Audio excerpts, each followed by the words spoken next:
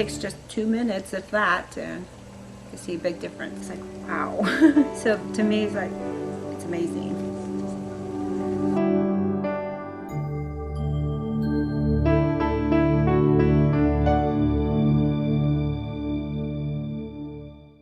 Communication is amazing what the clipboards and the scribbling brings out. It's really helpful with a child that's aggressive.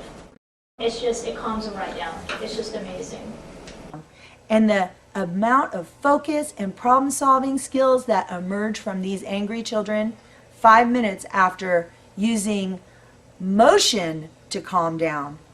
The focus that gives them enables really young children to come up with concrete solutions. And I didn't expect it to be so energizing and fun. I mean, and the kids were just right on it. They just like came in, and you know, it was like whoom, and it was unifying. It created like a community, and we were in sync. It unified us as a group. And yes.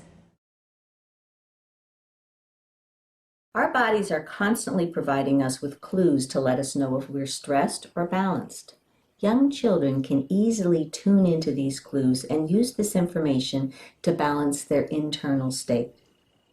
The I Create What I Believe drawing activities help children learn to connect with their sensations and emotions to create an internal feedback loop. In the process, they learn to identify and self-correct imbalances at their source, in their biology, not just correct the resulting external behavior. It's almost like you could see them thinking, okay, my body feels like I don't want to sit down. I don't want, I don't want you to touch me. I'm just going to get up and move her body out of circle. So that way she could be on the side, and she would either take the crayon and the paper or just take the paper and not use a crayon. Just use her finger just on the paper. Versus a child who had sat there before and would be automatically like, I don't know what's going on with my body, not even thinking about that, but just like boom, hit. And get away from me, you're too close, and being able to move and saying, I want to come back to circle. Can you move over please so I can have my spot back? I need my own space. So when you see a child who's not been able to do that, and somebody who struggles to do that all the time, to get somebody to be able to self-regulate, and that's where you see, okay, I see this can be a piece. Get more of these kids doing this. If they had more of these kids doing this, I really don't think they need transitional classes. The ability to self-regulate must be internalized, or it cannot be used in times of distress. Children can be told hitting hurts or use your words, but unless they have the ability to regulate strong emotions on their own, they will repeat negative behavior they have learned when they are under stress. Teaching a child to recognize their emotional signals and providing them with a simple way to restore balance autonomously gives them a lifelong strategy for achieving social and emotional health. one time we were outside on the playground, and we take our clipboards and crayons out on the playground. They're a go-everywhere tool. And we have a child, he'd struggled in a home full of domestic violence. His father was very violent, and he had witnessed some pretty intense struggles between his mom and dad, and a lot of bad language and verbal abuse. Struggled with his own anger. He didn't know where to go with that. And one day on the playground, he was really, really angry, and he was using really horrible language to his friends. And our associate teacher gave him a clipboard and a crayon, and she said, you know what, sit down here and just give that to the paper. Draw how you feel on that paper. And he began scribbling, and he began scribbling, and he scribbled hard, and he scribbled really long, and then after a while it slowed down, and he said, I feel better now. And as he walked away, he said, I wish somebody would show my dad how to do this. The subconscious mind is designed to take over and run the system whenever the body becomes stressed.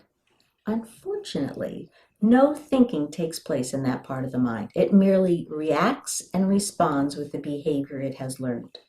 On the other hand, the conscious mind is a great problem solver.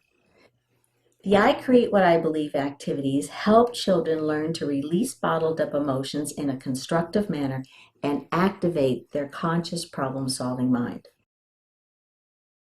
The other day, usually in the loft, well, I'm up there doing some one-on work with a little girl that's having trouble with colors, and I look down and 3 of the boys are in the library and they're being rough.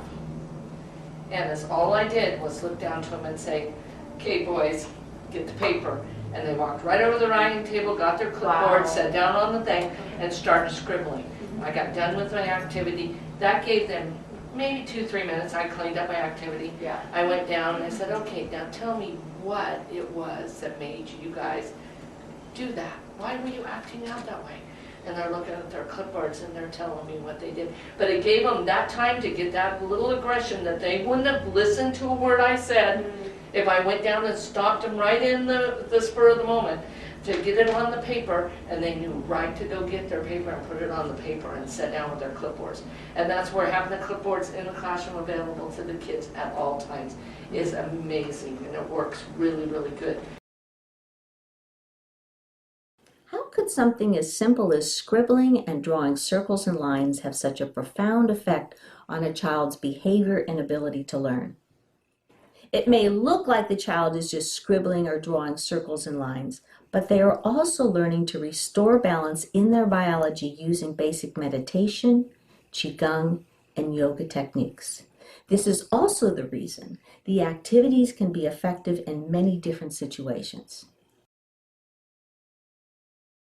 I have a little girl that's so socially shy. She's shy, she's scared, she's timid, she doesn't have a lot of friends, she has a lot of fears. She is an incredible artist, and she's drawn to the I Create What I Believe tools. And this program is the thing that brought her into the group. And she went from being this timid, unsure child to being the one that says, let me show you how to do that. She's emerging as a leader, and she's emerging as a real skilled friend, a real calm, kind, nice, helpful friend.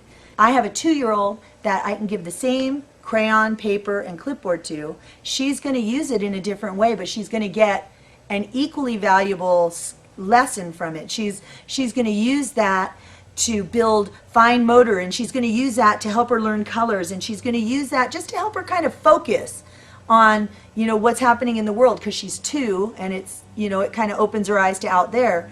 But with the same crayons, the same paper, and the same clipboard, this 5-year-old with really low self-esteem can make friends and have self-confidence. Same exercise, same tools, same materials, different children, different results.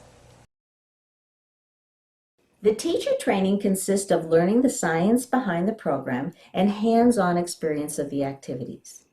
This approach enables the teachers to have an experiential sense of the activities and also have an understanding of how and why they work. This also helps them adapt the program to meet the specific needs of their students and classroom.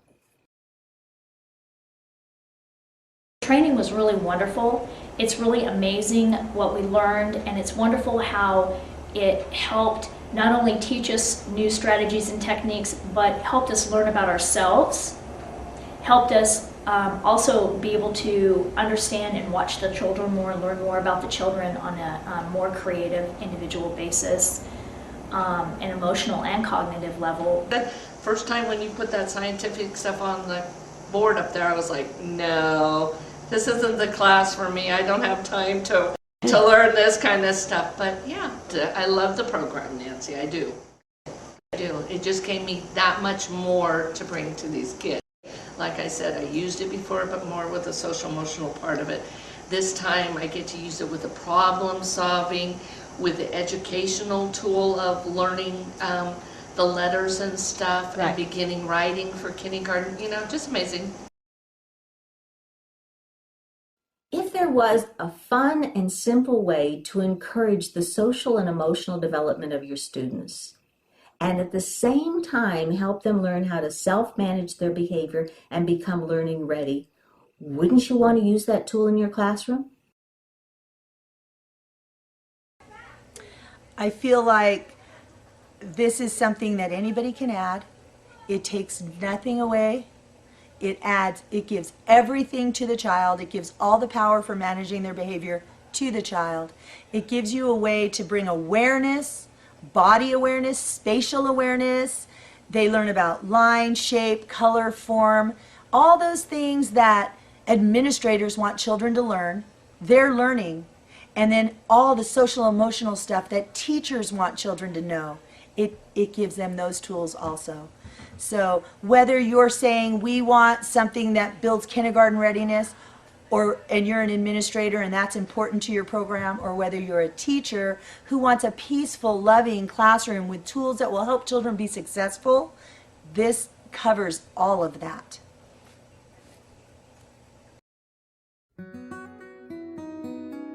Really, it's a great tool in the classroom. It's nice to have it. This is great. It's been great. We don't see any hitting. I think it's a class that every teacher can use when they work with children. I would recommend this for all school-age kids or teachers. I really would. I don't think that it's just something that's limited to preschool or toddlers, or I think it should be recommended to all ages.